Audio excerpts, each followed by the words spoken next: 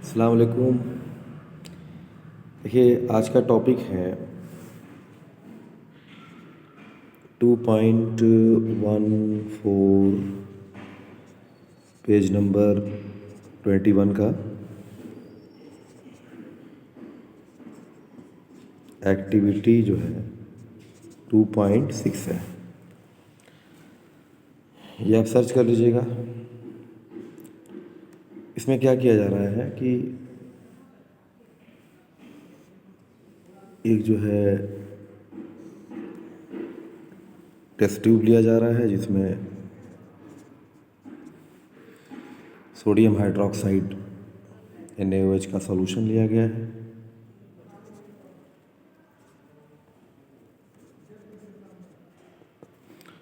और इसमें एक इंडिकेटर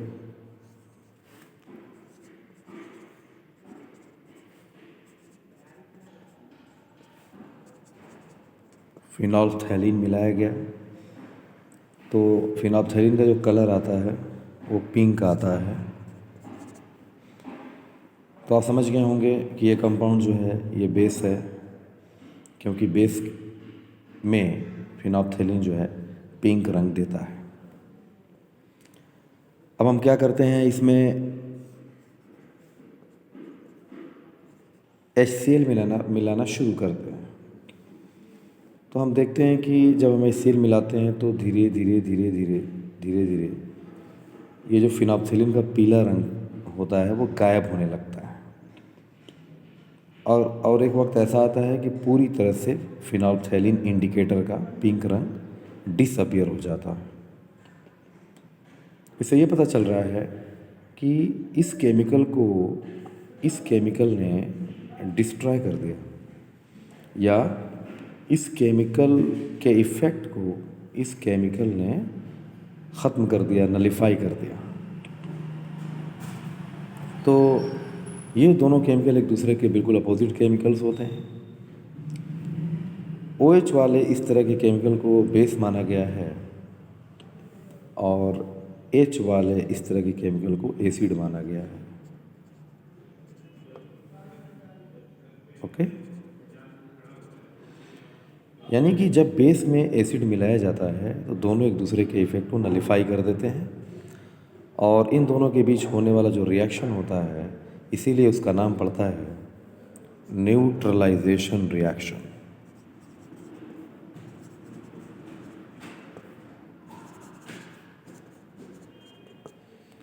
तो एसिड बेस के बीच होने वाले रिएक्शंस को हम न्यूट्रलाइजेशन रिएक्शन कहते हैं। अब एसिड बेस के बीच होने वाले रिएक्शन को आप लिख सकते हैं, जैसे HCl है, एक्वस है, प्लस बेस है NaOH है, एक्वस NaCl बनेगा एक्वस प्लस H2O बनेगा वाटर। तो ये जो रिएक्शन है ये एसिड और बेस के बीच में हुआ है, जिससे साल्ट बनता है और वाटर बनता है। तो ऐसे रिएक्शंस को हम न्यूट्रलाइजेशन रिएक्शन कहते हैं। न्यूट्रलाइजेशन का मतलब कि दोनों केमिकल यानी एसिड और बेस एक दूसरे को न्यूट्रलाइज कर रहे हैं। तो such kind of reactions in which acid and base react and they nullify the effect of each other are called neutralization reaction, and the product of the neutralization reaction will be salt and water.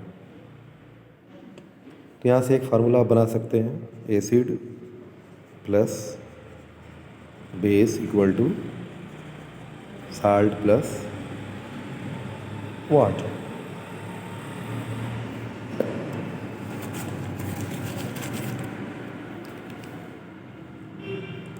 तो अब हम आगे बढ़ते हैं next topic की तरफ।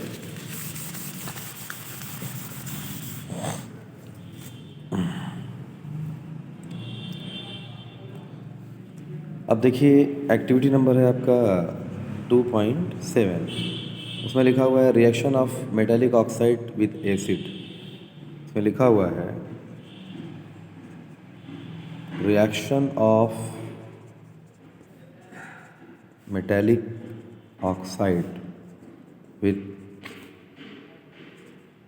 acid, reaction of metallic oxide with acid, यानी metal oxide का रिएक्शन जो है एसिड से कराना है। देखिए यहाँ पे ये आपका एक मेटल ऑक्साइड ले लीजिए,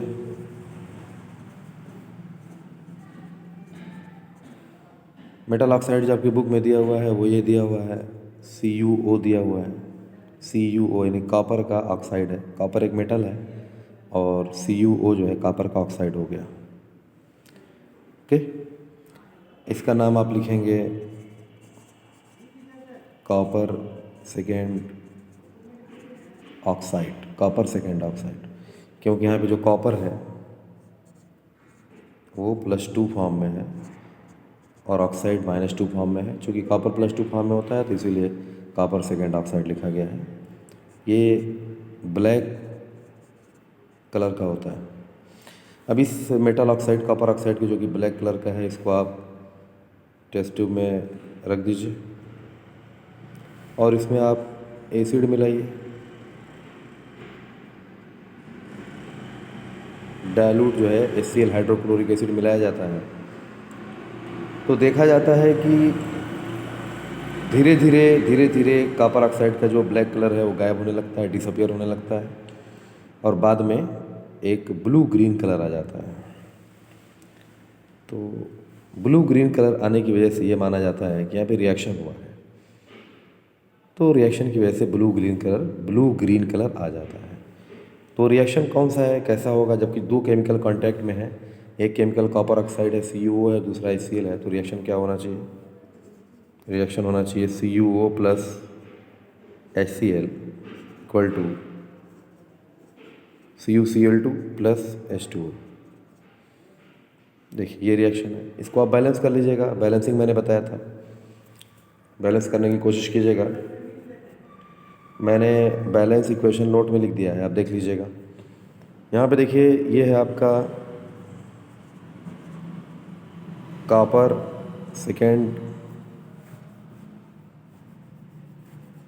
सेकेंड क्लोराइड,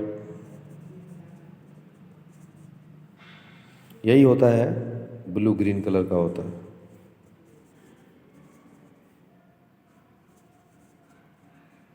ये ब्लू ग्रीन कलर का होता है कॉपर सेकेंड क्लोराइड और ये साल्ट होता है। तो देखिए ये कंपाउंड साल्ट बन रहा है, एक वाटर बन रहा है। तो साल्ट और वाटर जो बनते हैं वो एसिड बेस रिएक्शन में बनते हैं। यहाँ पे एक केमिकल अगर एसिड ऑलरेडी ले ली गई है तो दूसरा केमिकल ऑटोमेटिकली बेस माना जाएगा। चूँकि पीछे मैंने बताया न्यूट्रलाइजेशन रिएक्शन जो एसिड बेस के बीच में होती है, एसिड बेस के बीच में तो साल्ट और वाटर बनता है। तो चूँकि इस रिएक्शन में साल्ट और वाटर बन रहा है, इसलिए ये रिएक्शन न्यूट्रलाइजेशन रिएक्शन ही है, जिसमें एक के बारे में हमको पता है कि HCl एक एसिड है, कन्फर्म है। तो ये जो मेटल का ऑक्साइड है ये किस नेचर का होगा, मेटल का ऑक्साइड जाहिर सी बात है यहाँ पे बेस की तरह काम कर रहा है, क्योंकि एसिड से रिएक्ट कर रहा है और एसिड से रिएक्ट करके साल्ट और वाटर बना रहा है। इसलिए मेटल ऑक्साइड जो होते हैं वो बेसिक नेचर के होते हैं, इतना याद रखिएगा। इसके अलावा दूसरे मेटल ऑक्साइड्स हैं, जैसे आप ले सकते हैं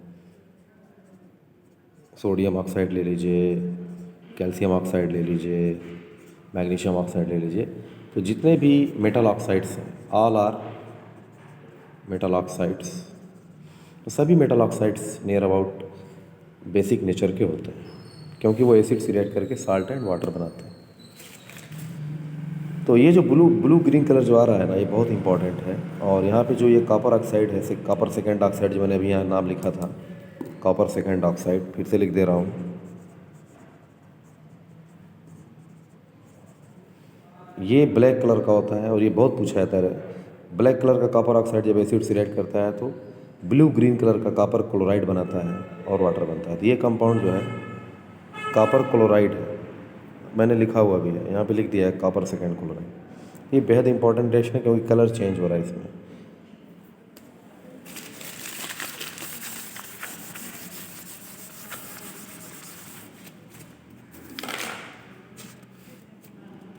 तो इस तरह से हम एक फार्मूला बना सकते हैं, metal oxide plus acid, metal oxide plus acid equal to salt plus water. ये पिछले रिएक्शन का जो है एक वर्ड इक्वेशन लिख सकते हैं, metal oxide plus acid equal to salt plus water. This is a neutralisation reaction. अब हम नॉन मेटल ऑक्साइड की बात कर लेते हैं। नॉन मेटल ऑक्साइड्स, यहाँ पे देखिए एक टेस्ट ट्यूब ले लिया गया है, इसमें हम एक बेस ले लेते हैं कैल्शियम हाइड्रोक्साइड।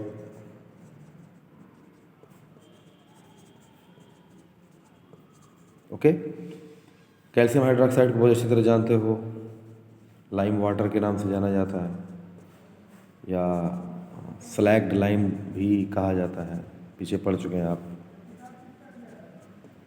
है ना। और ये होता है क्या, ये तो बेस होता है, क्योंकि इसमें OH है, OH वाले कंपाउंड सभी जो है बेस होते हैं। अब इसमें जो है CO2 मिलाया जाता है, कार्बन डाइऑक्साइड गैस पास की जाती है। कार्बन डाइऑक्साइड गैस क्या है? पहली बात यह है कि ऑक्साइड है क्योंकि इसमें ऑक्सीजन है, और दूसरी बात यह है कि ये जो है कार्बन जो होता है नॉन मेटल होता है, तो CO2 जो है नॉन मेटल का ऑक्साइड है। यहाँ पे ये जो कार्बन डाइऑक्साइड है ये आपका है नॉन मेटल ऑक्साइड। तो जब इसको बेस में मिलाया जाता है तो रिएक्शन हो जाता है। रिएक्शन में क्या होता है, देखिए रिएक्शन में होता है कि carbon dioxide gas calcium hydroxide से रिएक्ट करती है। पीछे मैं रिएक्शन लिख चुका हूँ, ऐसी बात नहीं है कि नया रिएक्शन है।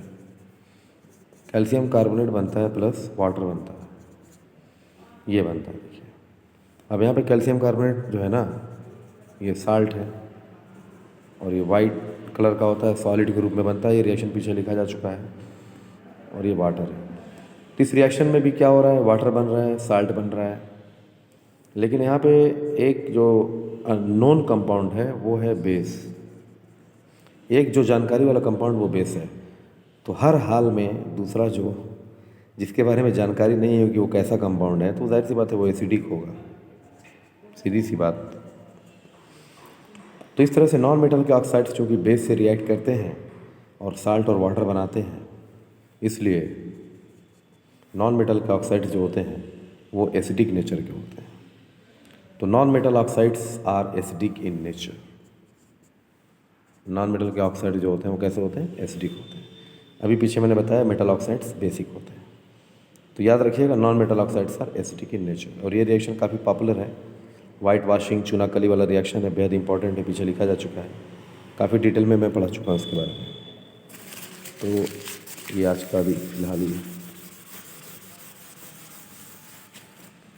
तो इस तरह से आप फार्मूला लिख सकते हैं, non metal plus base equal to salt plus water. ये आपका एक वर्ड इक्वेशन बन जाता है कि नॉन मेटल ऑक्साइड अगर है, नॉन मेटल ऑक्साइड है तो बेस से रिएक्ट करेगा, साल्ट और वाटर बना देगा।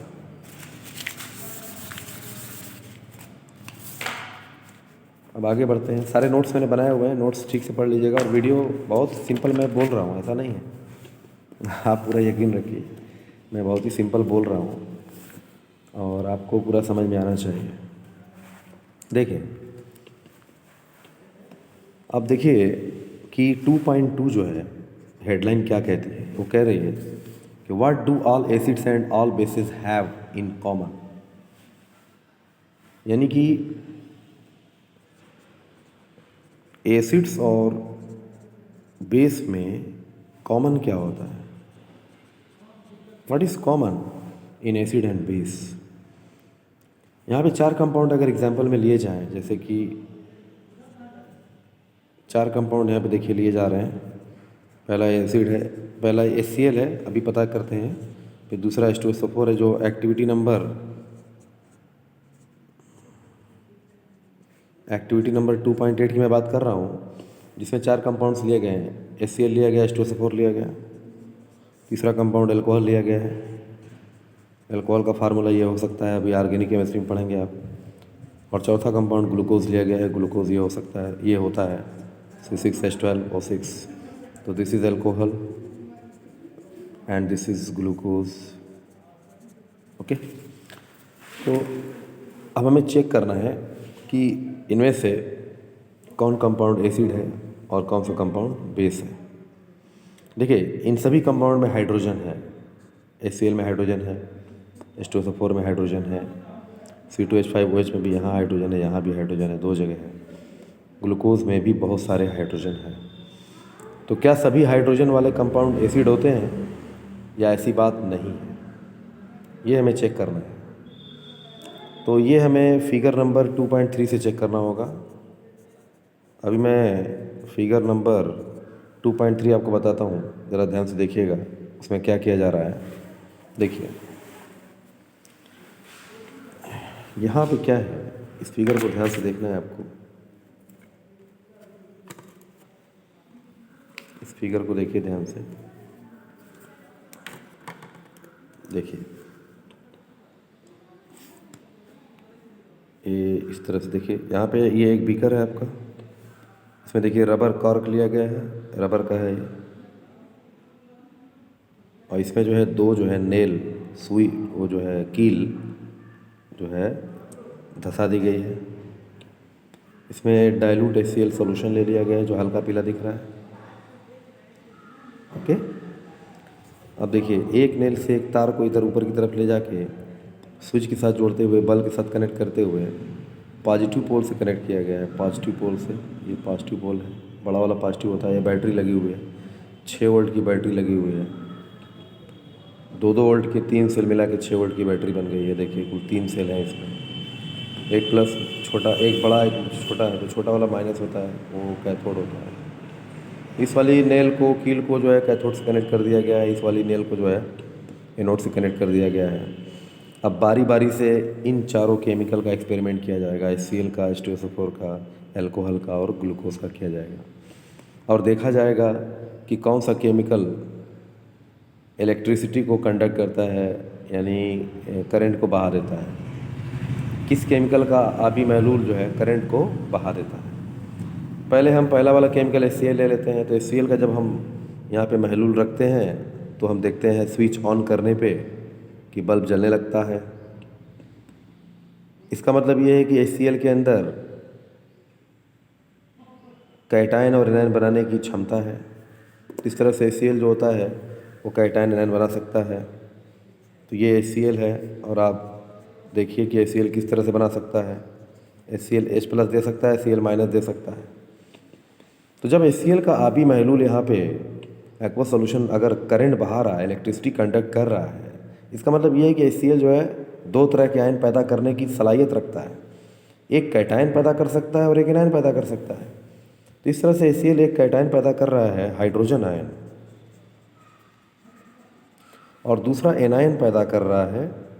नेगेटिव वाले को एनायन बोलते हैं, आप जानते हैं। और ये Cl-9 में पड़े हुए क्लोराइड आयन है ना, क्लोराइड आयन। तो ये H+ आयन जो है ये हाइड्रोजन आयन कहलाता है। तो एक बात ये हो गई कि HCl कैटायन एनायन पैदा कर रहा है, जिसमें से कैटायन हाइड्रोजन आयन है, एनायन ये है। अब दूसरा एक्सपेरिमेंट करते हैं H2SO4 को लेके। अब H2SO4 को इसमें, अब H2SO4 का सॉल्यूशन लेंगे, इसमें HCl वाले को बाहर निकाल देंगे, फिर देखेंगे क्या होता है। फिर देखते हैं कि जब हम H2SO4 का जो है सॉल्यूशन लेके इसमें एक्सपेरिमेंट करते हैं, यहाँ पे रहते हैं, ये HCl हटा देते हैं, H2SO4 ले लेते हैं, तो फिर हम जब स्विच ऑन करते हैं तो फिर बल्ब जलता है। यानी कि H2SO4 सॉल्यूशन में भी करंट फ्लो करने की सलाहियत होती है, करंट बहाता है H2SO4 सॉल्यूशन। तो इस तरह इसका मतलब ये हुआ कि H2SO4 भी आयन पैदा करता है। इस तरह से H2SO4 आयन पैदा करता है। तो इस तरह H2SO4 भी हाइड्रोजन आयन पैदा करता है, और ये बन रहा है आपका सल्फेट आयन, जो 9th में आप पढ़े हुए सल्फेट आयन। तो ये भी HCl जैसा ही कंपाउंड है, इसी जैसा कंपाउंड है, इसी जैसा, क्योंकि ये H+ दे रहा था। देखिए यहाँ पे H+ दे रहा है, तो H2SO4 भी H+ दे रहा है। तो ये दोनों कंपाउंड ऐसे हैं जो H+ आयन पैदा कर रहे हैं। ये दोनों कंपाउंड, ये वाला भी और ये वाला, दोनों दे रहे हैं H+ आयन, हाइड्रोजन आयन दे रहे हैं, और दोनों के एक्वा सॉल्यूशन इलेक्ट्रिसिटी को कंडक्ट कर रहे हैं। इसलिए कहा जा सकता है कि दोनों कंपाउंड H प्लस देने के साथ साथ एनायन भी दे रहे हैं, जैसे कि ये Cl माइनस दे रहा है और ये दे रहा है SO4 माइनस। अब हम थर्ड केमिकल पे आते हैं, जैसे यहाँ पे आते हैं C2H5OH पे। इसका महलूल हम यहाँ पे लेते हैं, यहाँ पे रखते हैं, तो देखते हैं स्विच ऑन करने पे इलेक्ट्रिसिटी कंडक्ट नहीं होती, करंट नहीं बहता है। करंट ना बहने की वजह क्या हो सकती है? वजह यह हो सकती है कि ये जो केमिकल C2H5OH है ये कैटायन एनायन पैदा नहीं कर पा रहा है, तो इसलिए ये इसका हाइड्रोजन H प्लस निकल नहीं पा रहा है। तो इस तरह से C2H5OH H प्लस आयन पैदा नहीं कर पा रहा है, नो H प्लस आयन ये जो है नहीं बन पा रहा है। ओके, अब चौथा केमिकल ले लेते हैं ग्लूकोज, ये वाला ग्लूकोज C6H12O6, और इसको जो है इसका एक्वस सॉल्यूशन यहाँ पे रख के एक्सपेरिमेंट करते हैं और देखते हैं क्या होता है। तो देखते हैं कि ग्लूकोज का सॉल्यूशन लेने पे भी स्विच ऑन करने पे बल्ब नहीं जलता है, यानी करंट नहीं बहती है। इसका मतलब ये है कि ग्लूकोज भी कैटायन और एनायन पैदा करने की सलाहियत नहीं रखता है। इसका मतलब ये है कि हाइड्रोजन होते हुए भी, यानी हाइड्रोजन होने के बावजूद ग्लूकोज H प्लस आयन नहीं दे पा रहा है। तो इस तरह से C6H12O6 H प्लस आयन नहीं दे पा रहा है। तो यहाँ पे जो 4 केमिकल्स के एक्सपेरिमेंट किए गए हैं, इनमें से 2 केमिकल ऐसे हैं जो H प्लस आयन दे रहे हैं और 2 केमिकल ऐसे हैं जो H प्लस आयन नहीं दे रहे हैं। सबसे इम्पॉर्टेंट बात यह है कि इन चारों केमिकल्स में हाइड्रोजन है ऑब्वियसली, लेकिन हाइड्रोजन वाले ये चारों केमिकल एसिड नहीं है, क्योंकि ये दोनों केमिकल H प्लस आयन दे रहे हैं, HCl भी H प्लस दे रहा है, H2SO4 भी H प्लस दे रहा है। तो जो केमिकल हाइड्रोजन वाले होते हैं या जिन केमिकल में हाइड्रोजन आइटम होता है और जो एक्वस सॉल्यूशन में हाइड्रोजन आयन पैदा करते हैं वो एसिड कहलाते हैं। तो ये दोनों आपके एसिड हैं, ये दोनों एसिड की कैटेगरी में आएंगे। जबकि जो कंपाउंड हाइड्रोजन वाले होते हैं लेकिन वाटर में H प्लस आयन पैदा नहीं करते, जैसे अल्कोहल और ग्लूकोज, तो ऐसे कंपाउंड हाइड्रोजन वाले होने के बावजूद एसिड नहीं कहलाते, एसिड नहीं हो सकते।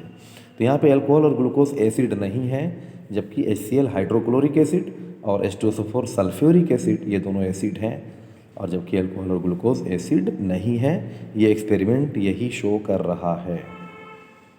तो एसिड ऐसे केमिकल्स होते हैं जो H प्लस आयन पैदा करते हैं और कोई ना कोई अपना एनायन प्रोड्यूस करते हैं।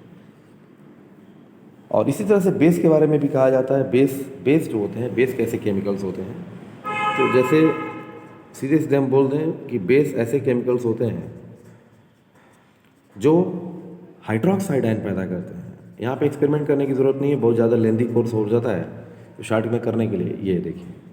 तो जितने compounds hydroxide ion OH minus ion पैदा करें, उसके साथ साथ कैटायन पैदा करें, कैटायन। तो जो कंपाउंड्स हाइड्रोक्साइड आयन पैदा करते हैं और साथ साथ कैटायन देते हैं, उन कंपाउंड्स को हम बेस कहते हैं। तो बेस के भी बहुत से एग्जांपल हैं, जैसे NaOH है, KOH है। इसके पहले भी मैंने एसिड बेस के बहुत से एग्जांपल दिए हैं, ऐसी बात नहीं है। तो हाइड्रोक्साइड आयन पैदा करने वाले जो केमिकल्स होते हैं वो बेस कहलाते हैं। तो क्या बेस के जो एक्वस सॉल्यूशन होंगे वो भी इलेक्ट्रिसिटी कंडक्ट करेंगे? ये सवाल बनता है कि बेस का जो एक्वस सॉल्यूशन होगा क्या वो इलेक्ट्रिसिटी कंडक्ट करेगा? तो हाँ करेगा, क्योंकि बेस भी निगेटिव वाला एनायन और पॉजिटिव वाला प्लस वाला कैटायन देता है। कोई भी बेस होगा तो कैटायन और एनायन दोनों पैदा करेगा, इसलिए बेस का आबी महलूल यानी एक्वस सॉल्यूशन इलेक्ट्रिसिटी को कंडक्ट करेगा, करंट को बहा देगा। Thank you so much.